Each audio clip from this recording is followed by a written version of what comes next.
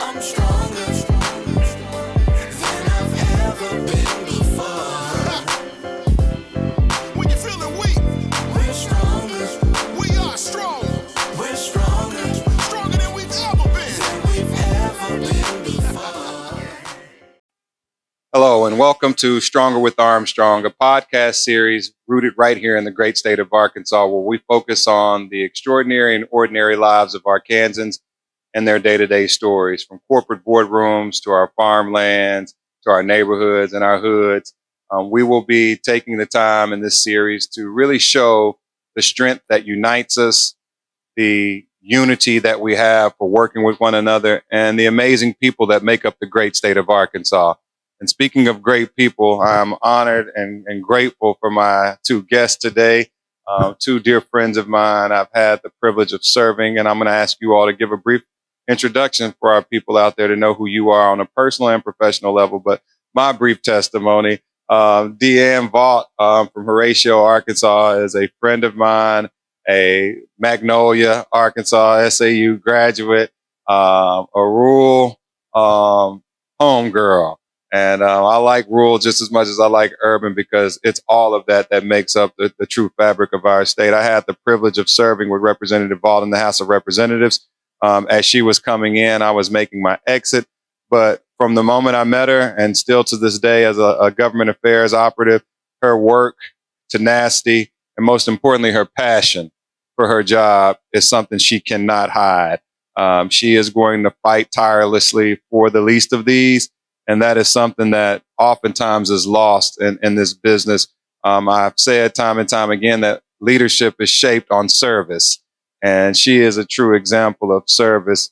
And to her right, spanning a 30-year tenure and relationship, is the illustrious representative from the great city of North Little Rock and former state senator, my friend, my big brother. Some call him Trebo back home, but we know him as Representative Tracy Steele. I remember when Tracy was first elected into office, I was just graduating high school, and he had billboards all throughout North Little Rock.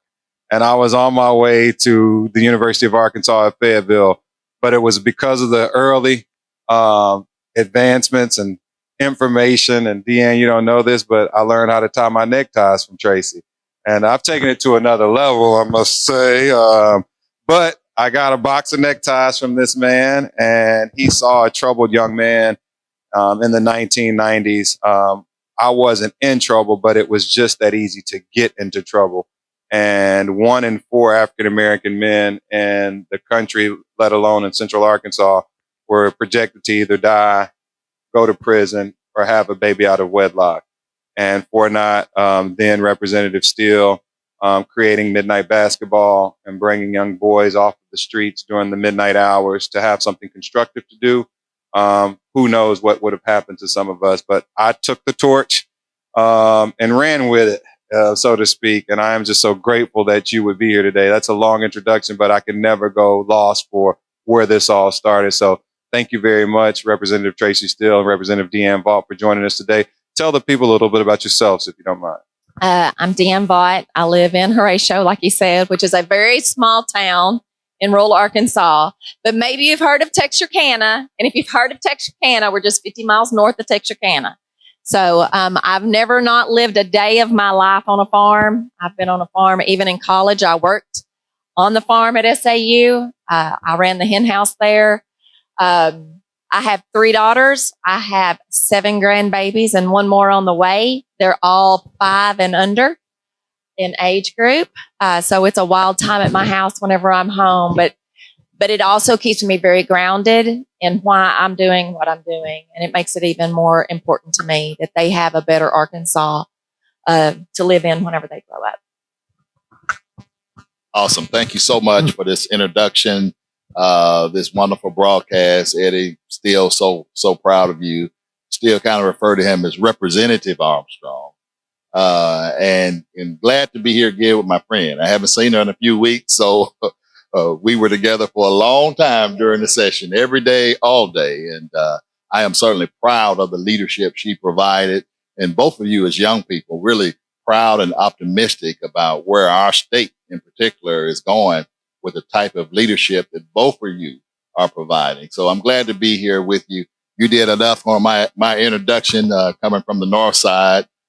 I've served in a few different decades, and so it had been a long time, but now I'm back in my first seat, which used to be your old seat. Correct. In the House of Representatives, and I couldn't be more pleased to serve with people like Representative Vaught, who are really working hard. As you said, the good part is rarely told. So thank you for this opportunity to move forward. I will say that you were very correct about when you were growing up and starting playing basketball over at Midnight Basketball. And I want your staff to know that this theme is not really new for Eddie. When we were picking a basketball team when he was in junior high school, we were trying to decide who was going to go on our field trip to South Carolina. And he said, well, I want you to know, Coach, you're going to be stronger with Armstrong. So I'm glad he kept that theme now to being this big professional now here at the state capitol, but so proud of both of these individuals that I have the opportunity to be here with this morning. That's funny, and that's really good. Now you have the cat's out of the bag. Erica, Christine, my staff and team. It's not a secret, okay? We didn't just cook up this new idea for Stronger with Armstrong yesterday. So it's been around, and thank you all so much for being here. Let's dive right into these questions. And, some of this we've had conversations. I've had the privilege and honor of working right alongside of you on community efforts and legislative efforts. But I want to talk first and foremost. You mentioned your grandchildren, and Representative Steele. I know Simone and Trey very well. I was there when they were born. Your children are great. We want to know. The public wants to know really what drives you. What drives your leadership style and your tempo? This many years later, Tracy, you're back in the House of Representatives. Deanne, you came in at a time when it was needed. I remember who was in your seat before you, and you came in and remained a steady hand for your district and for the state. And I was House Minority Leader of the Democrats, and you were an incoming freshman with the Republicans. But there was never a missed time to work towards the common good of things like Medicaid, or now we call it Arkansas Works. So talk to me a bit about your leadership style, your tempo. What is Deanne Vaught and Tracy Steele's secret sauce that allows for you to serve and lead the way that you do continuously this long in your journey and your career? I want to start by saying I never dreamed I would be here. I have a reading disorder. I was sexually abused as a child. I was definitely somebody that did not think they were smart enough to do this. And I do remember meeting you for the first time and thinking, what is God doing? Like, this makes no sense, God. You've heard of that, you know. This was one of those times that just really made no sense to me at all. But God. And I know that's kind of crazy, someone who's in an office that stands by God, by everything that I do.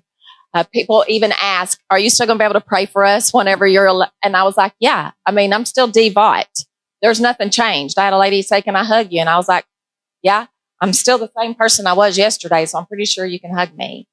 Things that drive me, though, is knowing that God has a purpose for me.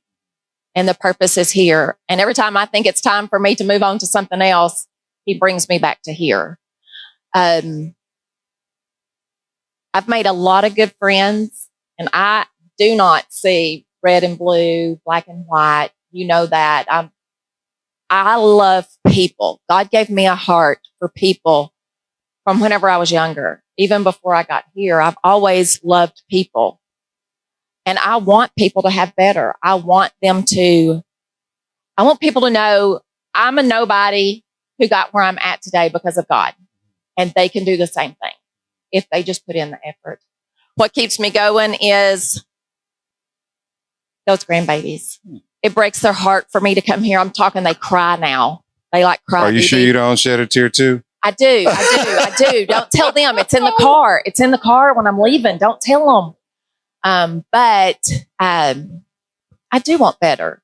Every time I think there's something that I've not left for me to fight for, there's always something that comes back to fight for. And that's what keeps me motivated, I think. That's Great. And I have a very supportive family. My husband's very supportive, my kids. If I didn't have that, then it would be a different story also. Well, that's great. And she's absolutely right. She is one of those rare people who is basically colorblind. And during this time when there's so much division, when there's so much misunderstanding, it's a real joy to work with somebody like Representative Vaught, that we came together on this very legislation that I know we're going to talk about. But it's the opportunity to be involved in the policy process. I have always loved the policy process. As you know, growing up in North Little Rock, we had leaders among us. My leader was my mother. And she took me to city council meeting when I was a little boy. I thought it was cruel and unusual punishment to go to a city council meeting when I was a kid. But she drugged me there, even though she was mild mannered, she was quiet, but she would go there with Miss Barbie, Miss Taylor, and those people so well, that I started to learn a little bit about cervix. Of course, my first priority was basketball. And that was my love. That was my passion growing up, and was able to go to Rice University on a basketball scholarship. But while there, I developed even a greater love for public policy, and I majored in political science there at Rice. And the first thing I wanted to do when I graduated was to come back home and give something back to the community that had given me so much, that had cared for me, that had supported me throughout the years. And just God has just blessed me with the opportunity. And the people who've been in my life and your life when you were growing up, like Rico Bennett and others. I remember hearing Rico talk to another guy. He said, you got to see this guy. Not only is he a great athlete, but he's also very persuasive. He said he gets to talking to people. He can persuade people and his teammates into doing whatever he wants them to do. And they said, well, what do you see in his future? He said, well, it's only two things I see. He's either going to go to Cummins or to the Capitol. Thank God I went to the Capitol instead of Cummins. But that's where we learned service was at home in North Little Rock. And we learned by doing and being responsible. Of course, I grew up in Shorter Garden in the projects. So did you grow up in the projects up on the hill. And we had very little. But one thing we always had time for was to help people who were even less fortunate than we were. Indeed. Thank you guys for shedding light on that. We're going to unpack that a little bit more for our younger audience, viewers, and listeners in the audience today. Tragedy to triumph.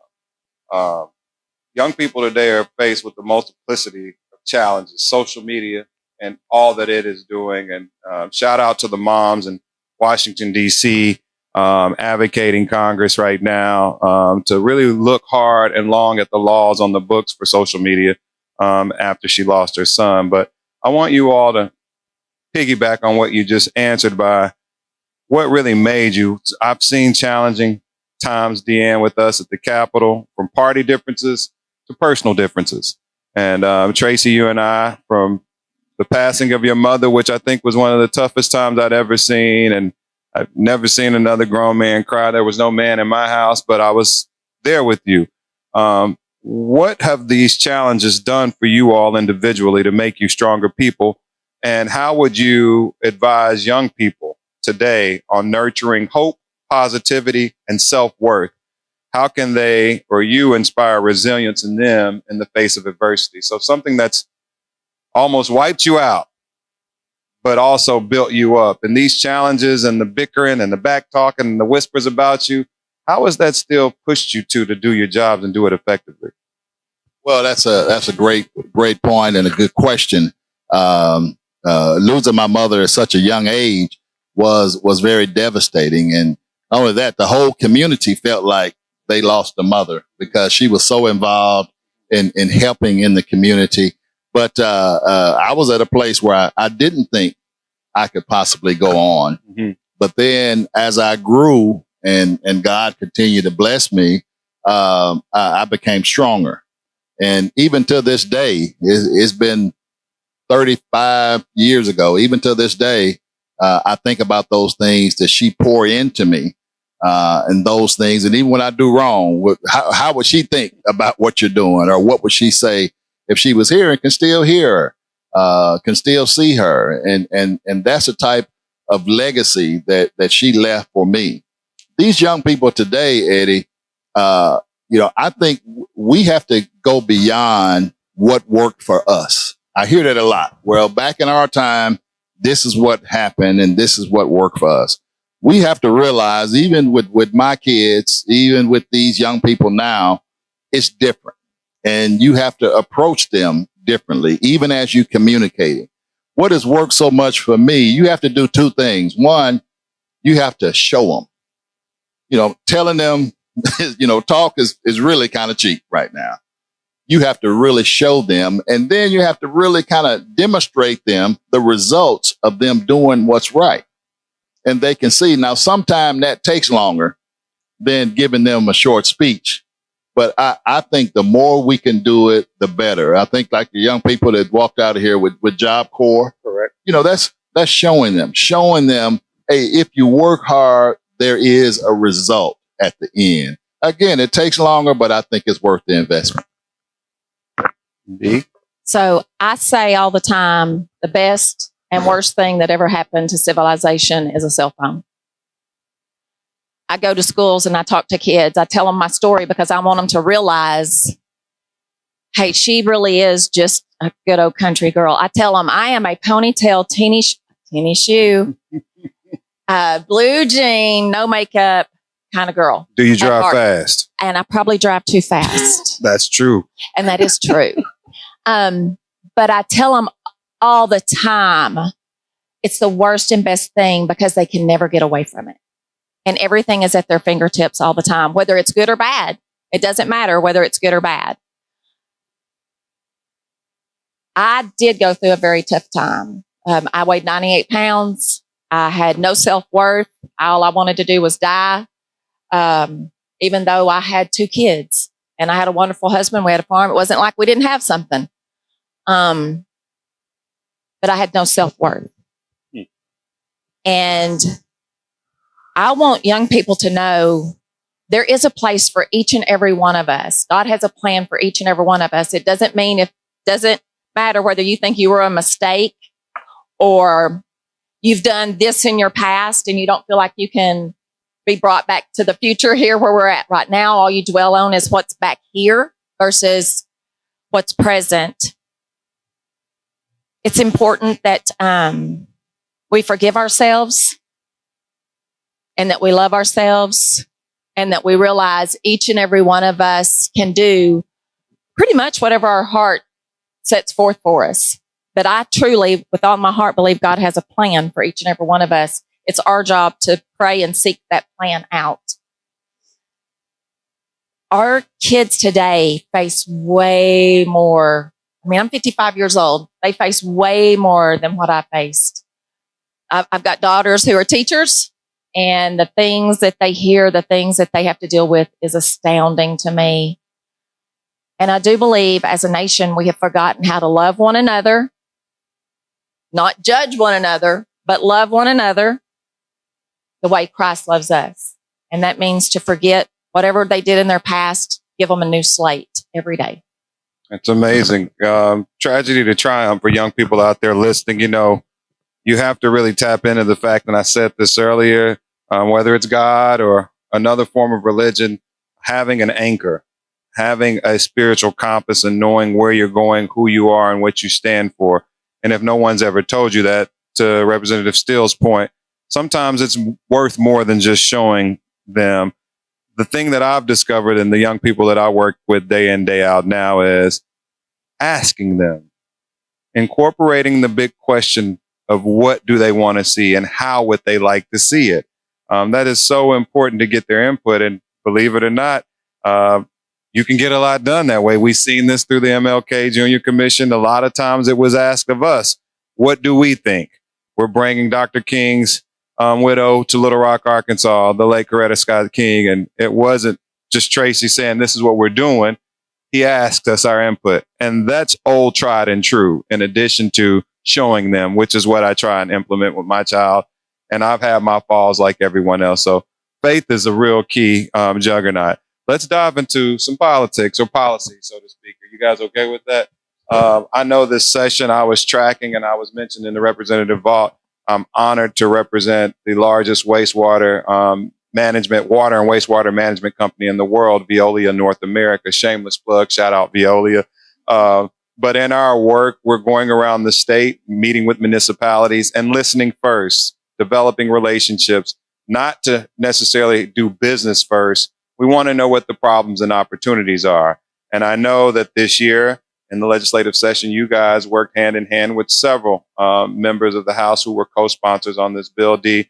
But if you could tell us a little bit about how does the process of a bill becoming a law works, specifically Act 812, its impact on our daily lives, including our water quality systems. Give them the title of the bill if you don't mind. But then the last question is, how do these legislative efforts influence health and the overall betterment of all Arkansans? Let's talk about Act 1812. So Act 1812 took us 6 years to get to where we're at today. So I know government moves at a very slow pace. Last session, we thought we were going to get it across the line and it just stalled out in committee. This time, though, we decided to have pre-meetings and us bring people from large metropolitan areas, country towns, very rural areas, big cities, who all have water issues. We all truly do have water infrastructure, sewer infrastructure issues in the state of Arkansas. My thing the whole time has been, if we don't have clean water, if we can't sustain our sewer systems, we can't have businesses. They're not going to come. And it puts risk our schools, our nursing homes, our hospitals. It puts everything at risk. We got in a room, hashed out some figures early in the morning. Yeah, I'm sorry about that, Tracy. But we did early morning. We got the speaker involved this time, got the speaker to help.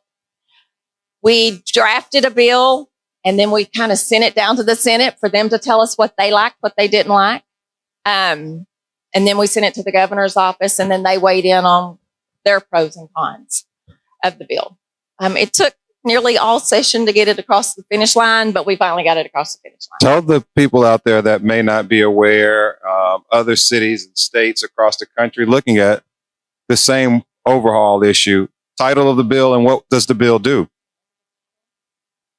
We're providing a lot of money. It's our water grants bill. We're providing our water and infrastructures grant bill that was passed this year.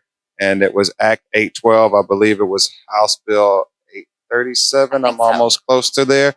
But bills becoming a law, for people out there that don't know, it doesn't happen overnight. It's 6, 10, 8 years sometimes before you can see results. Tell them about what comes with this bill for our rural towns and our urban areas, if you don't mind. So we have the federal government's given $1 billion to go toward water infrastructure, sewer infrastructure in our state.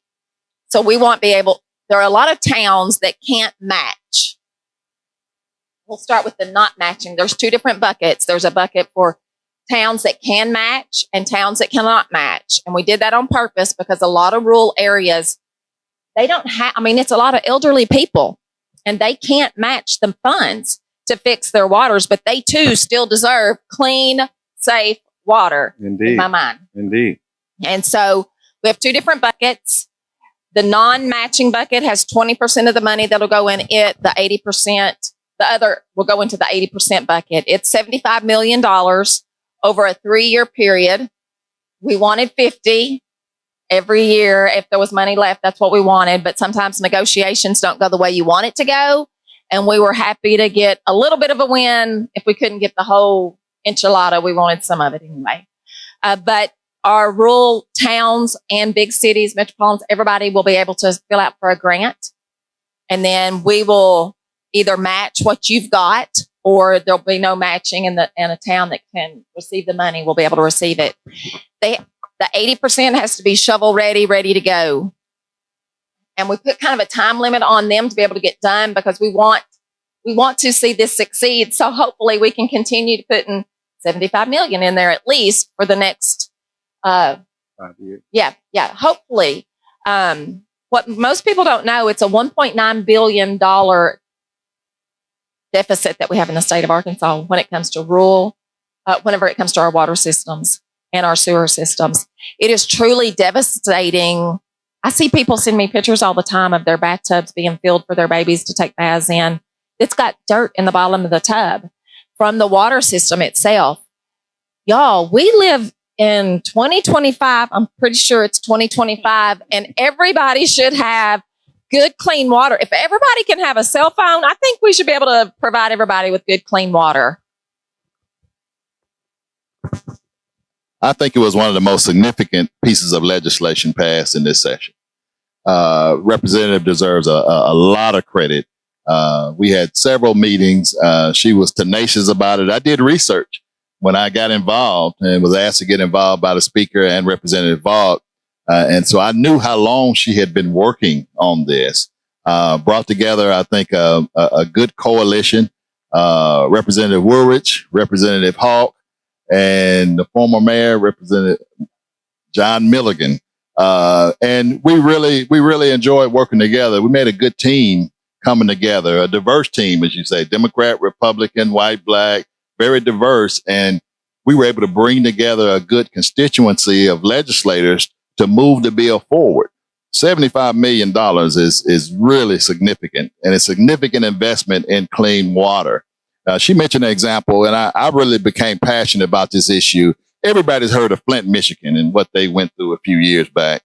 But one of my first jobs was working at the Arkansas Rural Development Commission.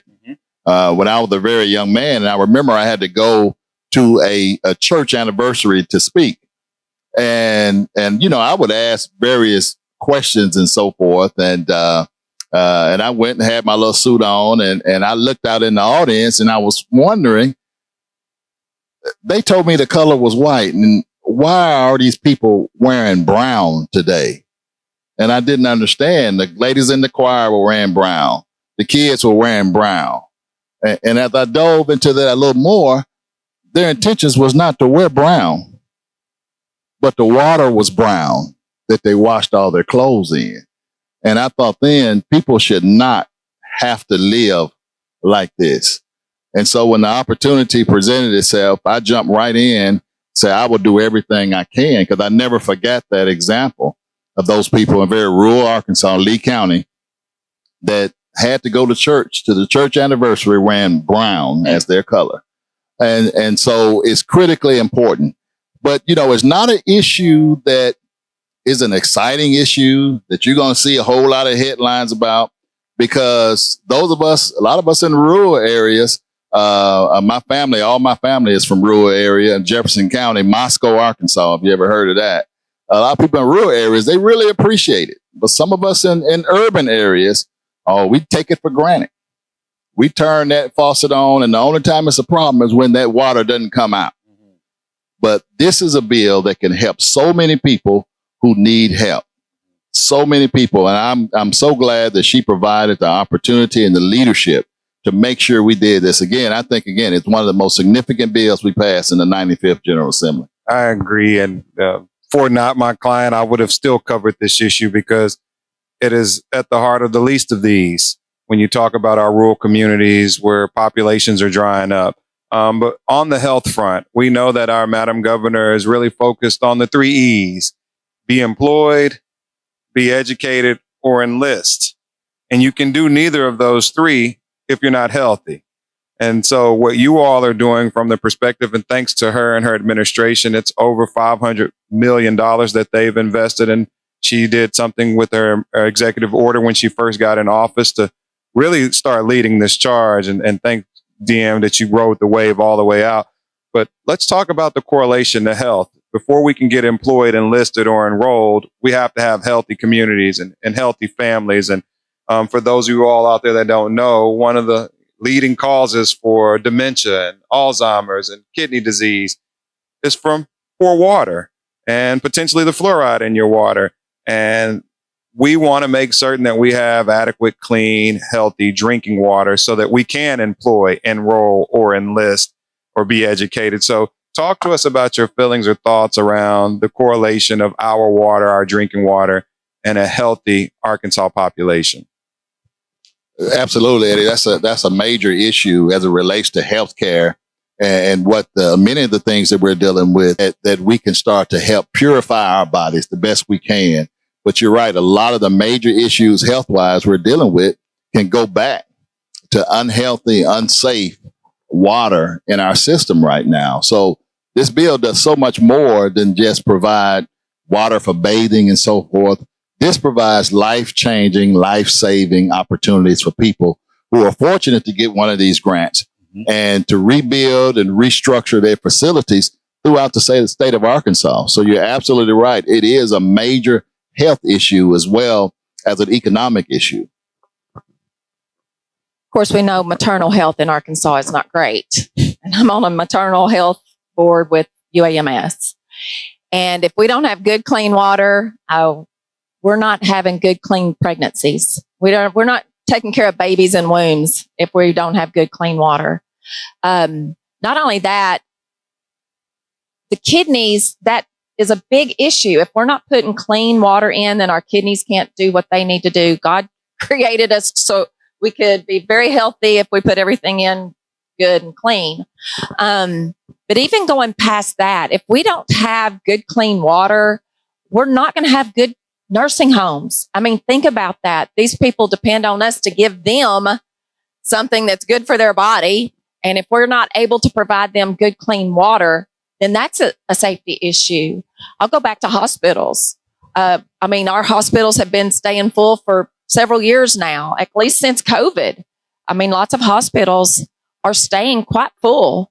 How tragic is it if we can't provide good, clean water for people to have surgeries or to do, whatever it is, whatever they need it to be there in the hospital? For people who are recovering from surgery, they need good, clean water. They do not need water that's been tainted in any kind of way, shape, form, or fashion. It truly is. If we don't have good, clean water, we might as well be a third world country in the state of Arkansas. That's the truth of the matter. If we don't have good, clean water, we are a third world country here in our state.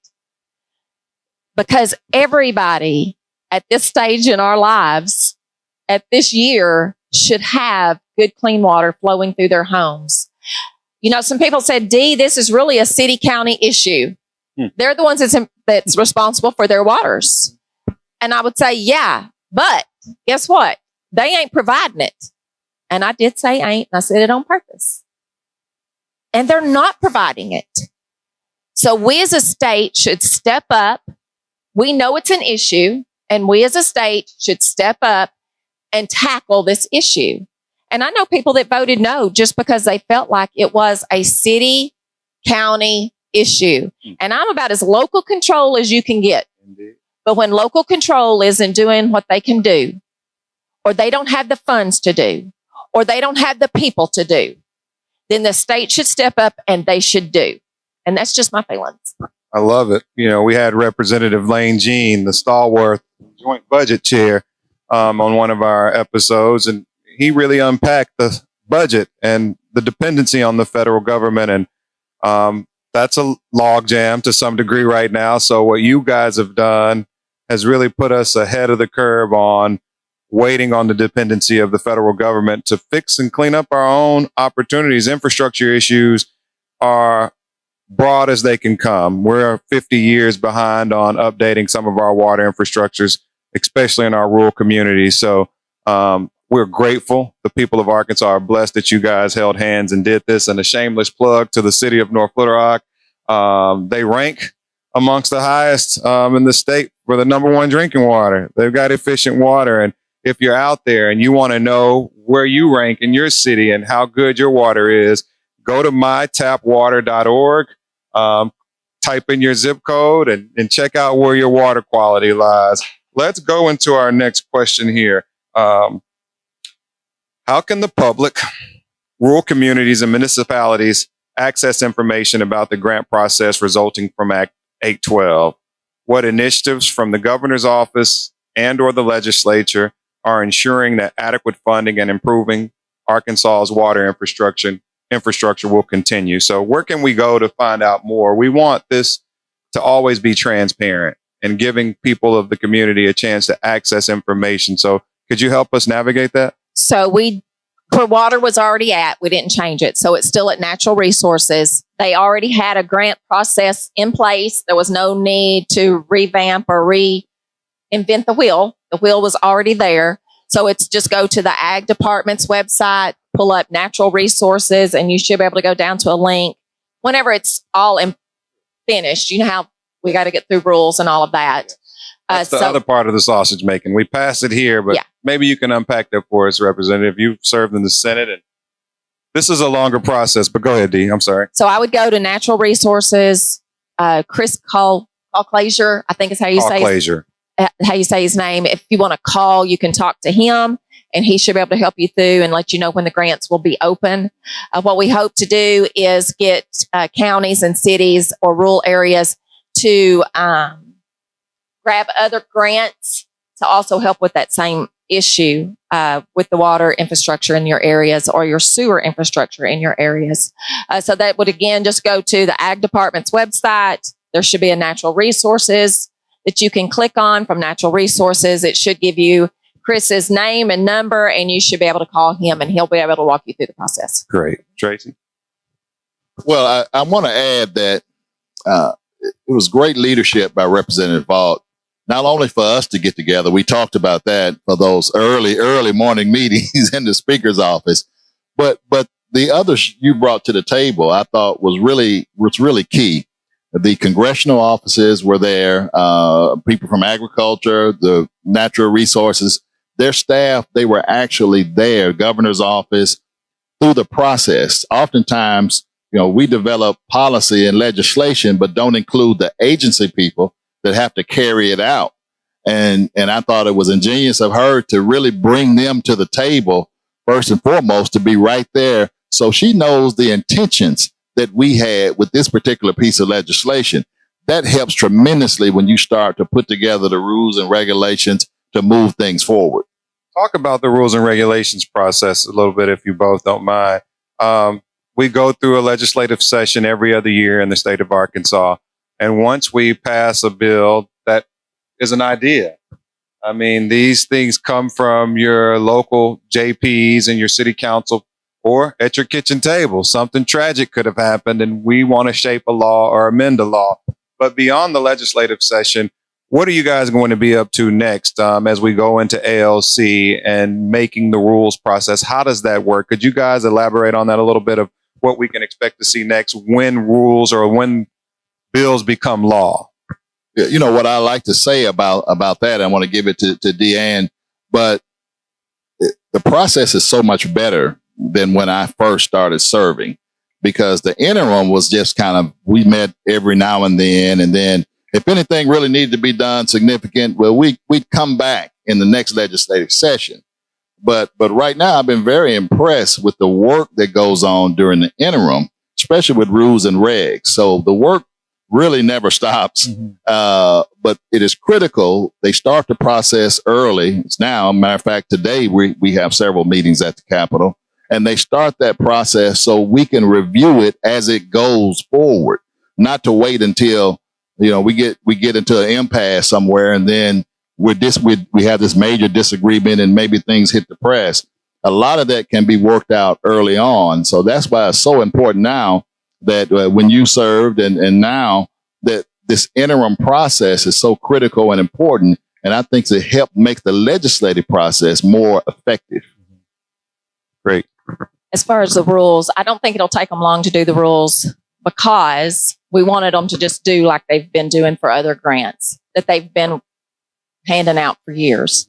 So we told Chris, if you can do something around that same thing with this water infrastructure, sewer infrastructure legislation, that would be great. So I don't think it's going to take them very long to do the rules, and I don't think the rules will be real long, because we pretty much hashed it out, like you said, in the Speaker's office. Everybody was on the same page. Everybody knows what the intent of the legislation was. So I don't think it'll take them that long to do the rules, but they will have to bring the rules to ALC Rules Committee, and then the committee will vote on it. Then Big ALC will vote on it the Friday, Big ALC, which is both chambers, all members of ALC. So I don't think it'll take that long. Thanks for highlighting that ALC, the Legislative Council. It is the body of legislative members beyond the legislative session. So you mean to tell me, if I'm a young person out there listening, this is likened to a term paper. I've written my first paper. I got a C on my term paper, but Professor Vaught says, we're going to work through this term paper and we're going to get you to an A, Eddie. So we've passed a bill that has now become a law known as an act. So that got me my first grade. And you mean to tell me, Representative Steele and Representative Vaught, that we now go through an editing process and the rule making? You guys just got out of session, what, 2 weeks, 3 weeks ago? Like it was yesterday. Yesterday. And now you're coming back, you mean to tell me, to do what most people don't know, and that is the rules that actually dictate this law going into effect. Am I right That's or wrong correct. there? That's correct. Just making it kind of, Yeah. for somebody that doesn't know what an amendment or a bill is, talk a little bit about how that editing this process works when you're making a law now with rules and according to the budget, how it can meet its muster. So the agencies go back, they write the rules around all the laws, and then they will bring those rules to our committee. If it doesn't go against the intent of the law or the Constitution, then it will become the new rules or the new law, new rules to the law. That's what I'm trying to say. Sometimes though, we fight back and say that was not the intent. We need you to take that back, fix that rule, and then come back to the table and let's talk again. And we've done that several times since I've been here as a legislator. But it's important that they follow the intent of what the legislators or Senate or House, whatever it is, that they follow what the intent of that law is. And this intent is to help our communities that need help with rural water or sewer infrastructure in their areas. Again, I don't think it'll take long to do this. It's something that they already do over there. They just do it through federal dollars, not state dollars. We're just wanting to add the state dollars. So Professor says, look, it won't take long. We're going to adjust paragraph 6. We've already got a template for that. Let's do what we've done in the past, because this template shows that we can take your paper from a B to an A plus. That's good. Hopefully you all out there are gathering that. That's a good little way to phrase that. Tracy? It is. That's a good example. But before you get that grade, we can help. We can help during that process to change it and making sure you never get that bad grade at the end of the day. But that oversight process is really good, especially at this point in time, where you can get it right at the beginning. And as it goes through the process, people should start to receive grants. As Deanne said, we gave them, more than enough time because they already have a system in place. They already have a grant process in place. So I thought, again, that was another good idea, to use them who already have everything there that they need. Now, all the thing we need to do is, for time's sake, to get it back to the legislature so we can have final approval, and then people will be able to start applying for the grants real soon. Well, on behalf of my brothers and sisters, my country homeboys and homegirls in rural Arkansas, from Strawberry to Hardy to Helena, West Helena to Mariana and Monroe and Hamburg and all parts of this great state, I'm sure they really, really appreciate the work that you all and the other members, countless members to name, locked in and really did the hard work behind the scenes. And that's really something that doesn't go unnoticed by me, but hopefully others will begin to pat you on the back too. And I know that neither of you did it for self. It is definitely for those constituents you serve. My last question, and this is a personal question, and thank you all again for unpacking Act 812 and the importance of our water. But reflecting on our great state's progress and growth, we've seen it. We've seen some tough times and we've seen some great times. What factors do you believe contribute to making Arkansas stronger today than it was yesterday? I think definitely leadership. I kind of watch from the sidelines, so to speak. I was an agency director for many years under the leadership of Governor Asa Hutchinson in the permit agency. Well, I didn't make it my business to be at the Capitol every day during the last legislative session. But what I did, I had 2 computers on my desk. One was for my activities on my job, and the other, I watched the legislative session every day. And watching that session and then coming back and having the opportunity to be into this session, I saw a tremendous growth in the legislative process, mainly because of the individuals who serve. I think people worked better together this session. I think there were more productive things that were done in the session. There was no overarching issue that really sucked out the air like the LEARNS Act in the last legislative session. But there were a lot of good comprehensive bills that we all came together. Now, some bills we weren't going to be able to come together just because of our personal beliefs. But there were a lot of pieces of legislation that I didn't even think that we could work together and come to an agreement that made this, I think, a very successful legislative session at the end of the day. I would agree. I think this session was, this is my 6th session. And I do believe this session was a very successful session. I believe this session, we worked more together as people, not as parties. And I think that's what moves Arkansas forward, is when we're thinking about people and not about what party that we belong to. I'm not a big party person because I think it does do more dividing than what we need to do in our state. We tackled great legislation on maternal health this time. Of course, the water. We've done some great agriculture things this time. When we as a legislature start seeing people, I think that's when we move things forward for our state, though. That's a slam dunk, I'm sure you would say, huh, Tracy? It's amazing you went from watching the March Madness and basketball to watching legislation. I'd say this career has gotten the best of you. That's good. Well, she mentioned, or it's not she, Representative Vaught, you mentioned something that is the natural course line of this podcast series, and that is the uniqueness of our people. The one defining thing globally that we can all connect on is that we are human beings and we are people. And how grateful am I to be from Arkansas, where I know retail, politics, and people still matter. So we want to thank you all again. And I want to thank you all out there for joining us for another episode of Stronger with Armstrong. I certainly hope that today's information finds you a bit stronger after you've viewed this podcast. And we ask that you please join us again. Thank you all very much for joining us today. Thank you for watching. Please be sure to follow us on all social media platforms, streaming platforms, and be sure to subscribe.